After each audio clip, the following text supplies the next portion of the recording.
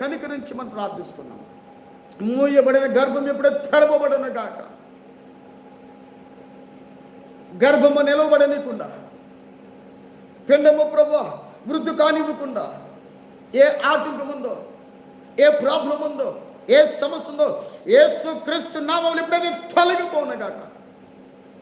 యేసు నామములో ఆజ్ఞాపిస్తున్నాను నేను right now.